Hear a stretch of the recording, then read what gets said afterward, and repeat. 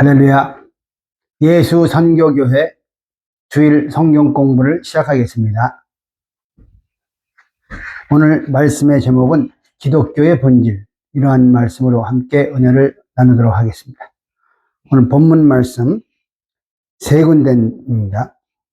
마가복음 10장 17절로 22절, 마태복음 19장 16절로 21절, 누가복음 18장 18절로 23절, 똑같은 내용의 말씀이 되겠습니다. 마가복음 10장 17절로 22절 말씀을 읽겠습니다.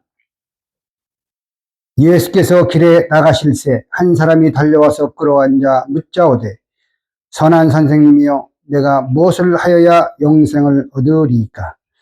예수께서 이르시되, 네가 어찌하여 나를 선하다 일컫느냐?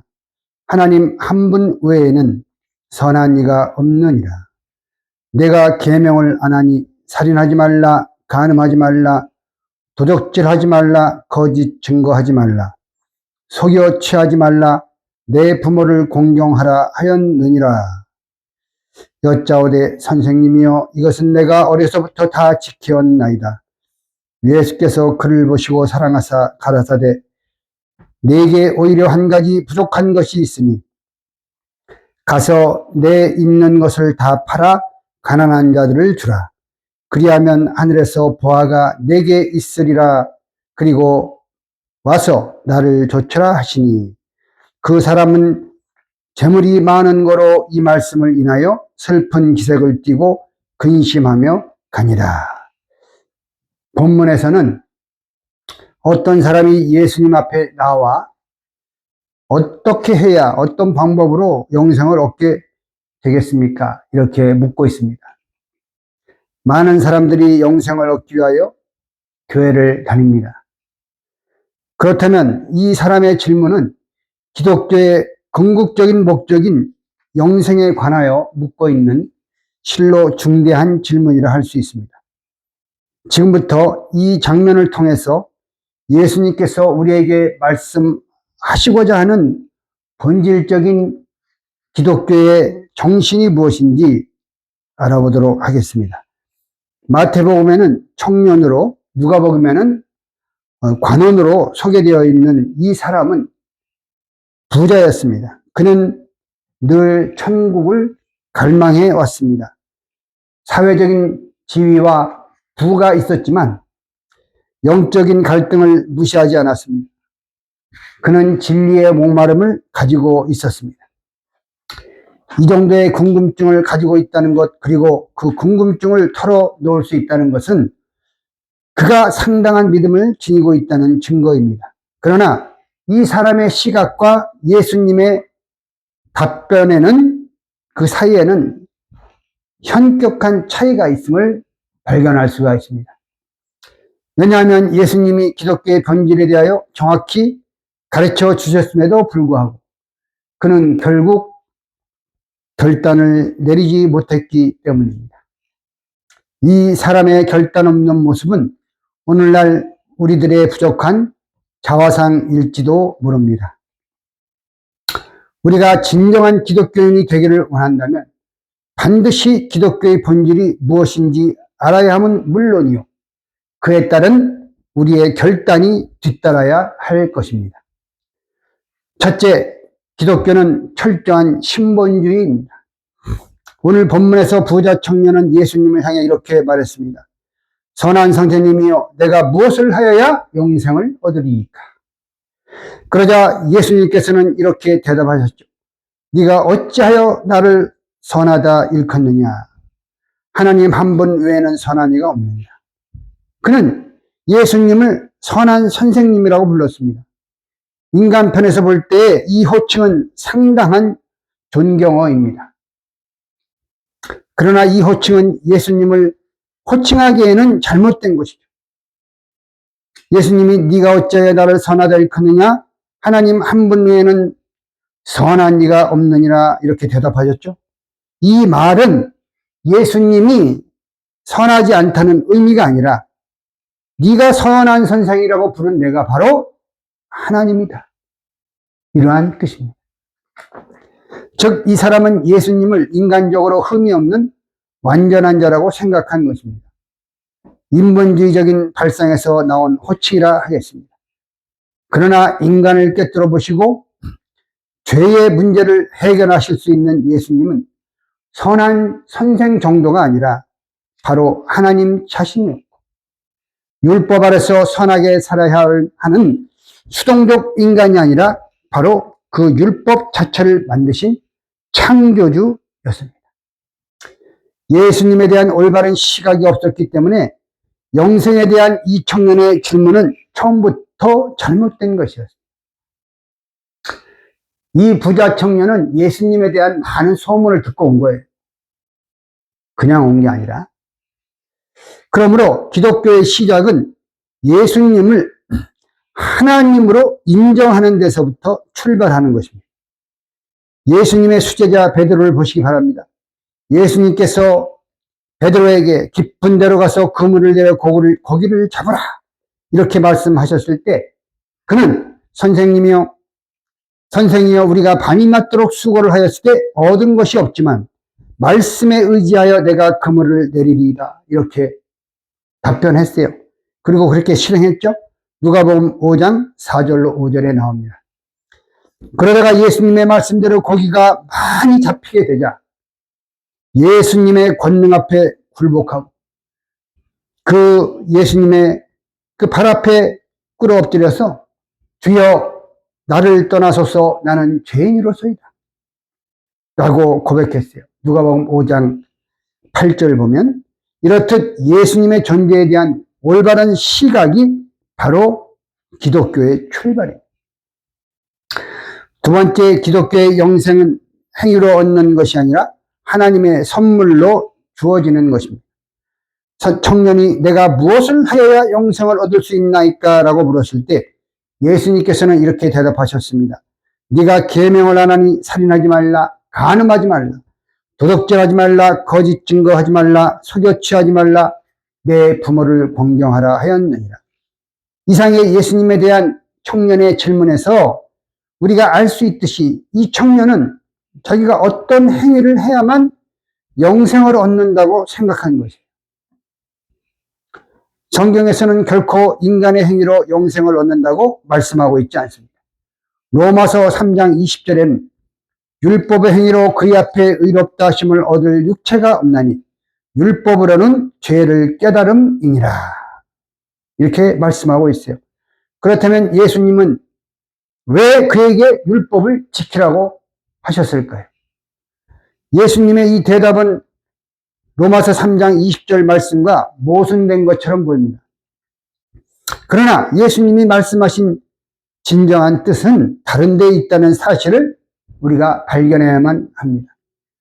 10계명은 하나님에 대한 계명, 제1계명부터 제4계명이죠. 그리고 인간에 대한 계명, 제5계명부터 제10계명으로 구분되어 있습니다. 출애굽기 20장 1절로 17절. 지금 이 본문에서 예수님은 청년에게 살인하지 말라, 간음하지 말라, 도둑질하지 말라, 거짓 증거하지 말라, 속여 취하지 말라, 내 부모를 공경하라. 이렇게 제5계명부터 제10계명까지만을 지킬 것을 말씀하셨어요. 그렇다면 왜 제1계명부터 4계명은 말씀하지 않으시고 5계명부터 10계명만을 말씀하셨습니까? 그것은 부자 청년이 예수님을 하나님으로 믿지 못하여 1계명부터 제4계명까지는 벌써 낙제했기 때문에 5계명부터 10계명만 말씀하신 것입니다. 인간에 대한 계명만을 지킴으로 영생을 얻는다고 성경은 말씀하고 있습니까? 그렇지 않습니다. 예수님이 제5계명부터 10계명을 청년에게 말씀하신 이유는 그가 이 계명을 다 지킬 수 없는 죄인임을 고백하고 예수님께 의지하라는 말씀이었습니다. 기독교는 결코 자신의 율법적인 의로운 행위로 영생을 얻는 종교가 아닙니다. 기독교의 영생은 전능하신 하나님의 주권적인 은혜를 인하여 예수 그리스도를 믿음으로 말미암아 주어지는 하나님의 선물입니다. 에베소 2장 8절 말씀 볼 때 너희가 그 은혜를 인하여 믿음으로 말미암아 구원을 얻었나니 이것이 너희에게서 난 것이 아니요 하나님의 선물이라. 이렇게 정확하게 말씀하고 있습니다. 세 번째, 기독교는 겸손의 종교입니다. 계속되는 대화에서 청년은 이렇게 말했습니다. 선생님이요, 이것은 내가 어려서부터 다 지켰나이다. 그러자 예수님께서는 그를 향하여 이렇게 말씀하십니다. 너에게 오히려 한 가지 부족한 것이 있으니 가서 내 있는 것을 다 팔아 가난한 자들에게 주라. 그리하면 하늘에서 보화가 너에게 있으리라. 그리고 와서 나를 좇으라. 청년은 계명을 다 지켰다고 예수님에게 말하고 있습니다. 타락한 인간이 모든 율법을 다 지킬 수는 없는 것입니다. 성경은 로마서 3장 10절에서 의인은 없나니 하나도 없도다 말씀하고 있고, 로마서 3장 20절에서는 율법의 행위로 그의 앞에 의롭다 하심을 얻을 육체가 없느니라 말씀하고 있습니다. 예수님께서 계명을 지키라고 한 것은 청년이 자신의 죄를 깨닫고 주여 나는 죄인으로서이다 이렇게 예수님 앞에 고백하기를 원했기 때문입니다. 그러나 이 청년은 오히려 그 계명을 자기가 다 지켰다고 당당히 말하고 있는 것입니다. 이 얼마나 자신의 양심을 속이는 말입니까? 성경에서는 결코 인간을 완전한 존재로 말하고 있지 않습니다. 인간은 불완전한 존재이기에 하나님이 필요할 수밖에 없고, 그것을 인정하는 겸손함을 보일 때 영생을 선물로 받는 것입니다. 그러나 이 부자 청년은 베드로의 겸손함과는 달리 율법을 다 지켰다고 예수님 앞에서 교만한 태도를 보였습니다. 그러자 예수님께서는 끝까지 그를 사랑하시는 마음으로 그러면 너의 많은 재물을 가난한 자들에게 나눠주라 이렇게 말씀하셨어요. 왜 예수님은 그 청년에게 이렇게 말씀하셨을까요? 율법의 표면적인 부분만 지켰을 뿐 이면적인 이웃사랑은 실천할 줄 몰랐던 이 사람에게 예수님께서는 네가 과연 율법을 진정한 마음으로 지켰느냐? 라고 그의 양심을 향하여 외치셨던 것입니다. 네 번째, 기독교는 하늘에 소망을 두는 종교입니다. 너의 있는 것을 다 팔아 가난한 자들을 주라.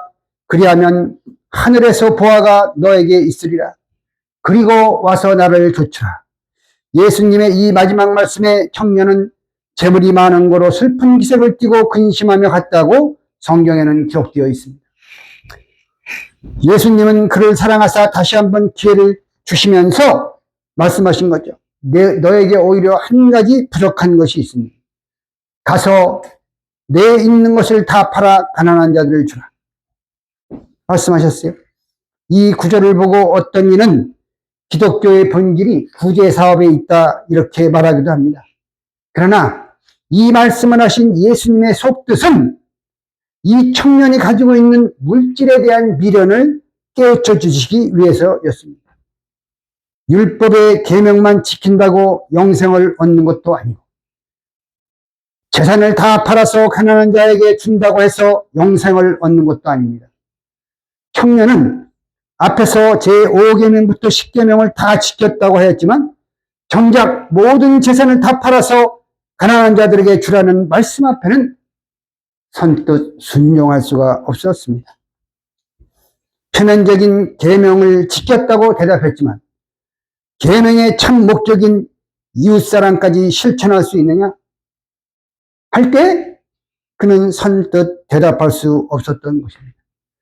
이러한 자가당착에 빠져 궁지로 몰렸다면 그 청년은 베드로처럼 자신의 죄인됨을 고백했어야 했습니다. 오 주여, 주의 말씀을 들으니 내가 죄인이로소이다. 주여, 말씀대로 그리하겠나이다. 이러한 대답을 예수님은 원하셨던 것입니다. 그러나 청년은 주님의 말씀 앞에 동요되긴 하였지만 자신의 많은 물질 때문에 선뜻 결단을 내리지 못하고 예수님을 따르지 않았습니다. 예수님께로부터 등을 돌렸습니다. 이 청년은 영생이 중요하다는 것을 알았고 관심은 있었지만 그것이 영원한 생명이 자기가 가지고 있는 물질이나 사회적 지위보다는 중요하지 않았습니다.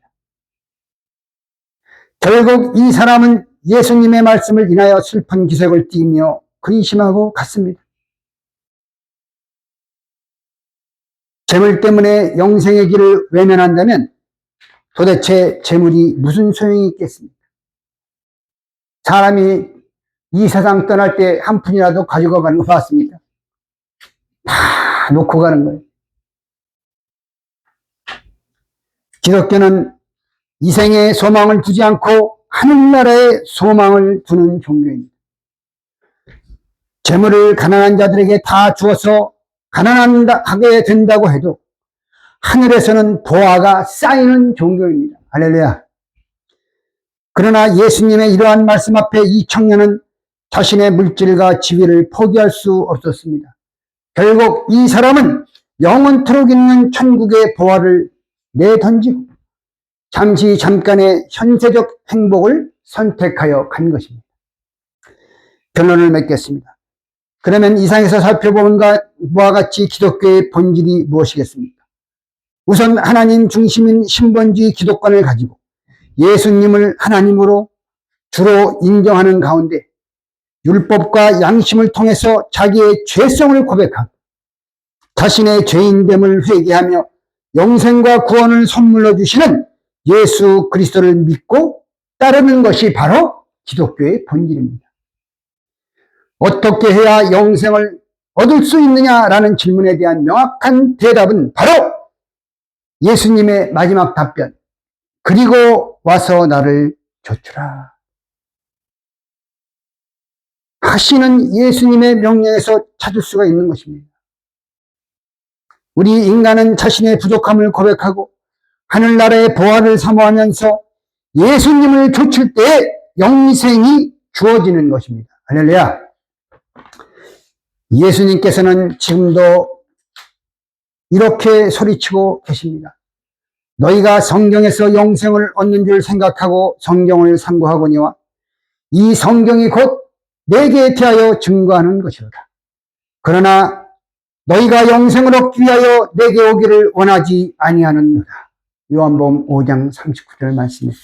이 말씀은 천국까지 갈 때까지 잊지 마시기를 바랍니다. 끝까지 예수님을 붙잡고 예수님을 끝까지 따라가서 영원한 생명의 세계에 들어가는 저와 여러분 모두가 되시기를 주님의 이름으로 축원합니다. 기도드리겠습니다. 사랑의 아버지 하나님, 오늘 거룩하고 복된 주일 하나님께 예배드리고 영생의 말씀을 받게 해주신 은혜에 감사함을 드립니다. 부자 청년이 영생을 사모하는 마음은 있었지만 결국 기독교의 본질을 깨닫지 못하고 영생을 주시는 예수님을 따르지 못함으로 영생에서 멀어져 갔습니다. 우리는 이를 교훈 삼아서 영생을 주시는 예수님 곁을 떠나지 말고 끝까지 예수님만을 따라감으로 영원한 생명을 소유하는 모두가 될 수 있도록 축복해 주시옵소서. 그리고 우리가 이 험난한 세상을 살아가는 동안에 너희가 내 안에 거하고 내 말이 너희 안에 거하면 무엇이든지 원하는 대로 구하라. 그리하면 이루리라 하신 요한복음 15장 7절 예수님의 말씀이 우리의 삶 속에서 이루어지는 것을 확실하게 체험할 수 있는 놀라우신 은총을 우리 모두에게 베풀어 주시옵소서. 항상 우리의 기도와 간구에 귀를 기울이시며 응답해 주시는 사랑 많으신 예수님의 이름 높이 받들어 간절히 기도드리옵나이다. 아멘. 한 주간도 하나님 아버지의 은혜 안에서 행복하고 승리적인 한 주간을 사시기를 주의 이름으로 축원드립니다. 감사합니다.